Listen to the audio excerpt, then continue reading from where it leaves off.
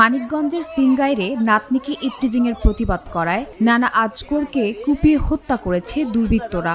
নিহত আজগর সিংগাইর থানার জয়মন্টপ ইউনিয়নের রায়দক্ষিণ গ্রামের বাসিন্দা। তিনি পেশায় একজন মুদি দোকানদার ছিলেন। স্থানীয়রা জানায় 29 এপ্রিল মঙ্গলবার সন্ধ্যায় কয়েকজন দুর্বৃত্ত আজগরকে কুপিয়ে রক্তাক্ত করে ফেলে চলে যায়।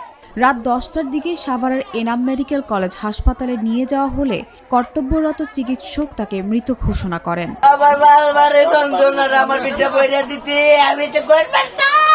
এলাকাবাসী ও নিহতের পরিবার জানান, তৃতীয় শ্রেণী পড়ুয়া নাতনিকে স্কুলে আসা যাওয়ার পথে উত্ত্যক্ত করে স্থানীয় মৃত কালু পরামানিকের ছেলে চিহ্নিত মাদক কারবারি আল আমিন। এ ঘটনায় 29 এপ্রিল মঙ্গলবার বাদী হয়ে থানায় লিখিত অভিযোগ দেয় নানা আজগর।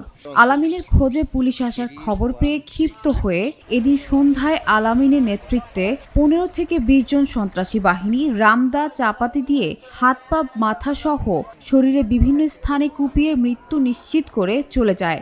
ওই রাতেই আজগরকে সাভারের এনাম মেডিকেল কলেজ হাসপাতালে নিলে কর্তব্যরত চিকিৎসক তাকে মৃত ঘোষণা করে। ঘটনার সত্যতা স্বীকার করে সিংগাইর থানার ভারপ্রাপ্ত কর্মকর্তা ওসি জেওএম তৌফিক আজম বলেন, এ ঘটনায় থানায় 2টি মামলা হয়েছে। ইফটিজিং এর অপরাধে আলামিনকে আসামি করে মঙ্গলবার থানায় মামলা দায়ের হয় এবং হত্যার ঘটনায় আলামিন সহ 5 জনের নাম উল্লেখ করে আরও 5 থেকে 6 জন অজ্ঞাতনামা আসামির বিরুদ্ধে পৃথক আরও একটি হত্যা মামলা দায়ের করা হয়। তিনি আরও বলেন, ঘটনার সাথে জড়িতদের গ্রেফতারে কাজ করছে পুলিশ। আমরা জানতে পারি 8:30টার দিকে যে সে হচ্ছে 3টি মোটরসাইকেলে নিয়ে তার দলবল নিয়ে এই যে ভিকটিমের নানাকে আক্রমণ করছে। তো এই বর্তমানে এই ঘটনায় আমাদের পুলিশিং কার্যক্রম অব্যাহত আছে, এলাকায় পরিস্থিতি ভালো আছে। এখন বর্তমান আমরা যে কার্যক্রম চলছে আসামি গ্রেপ্তারের লক্ষ্যে কাজ করে যাচ্ছি।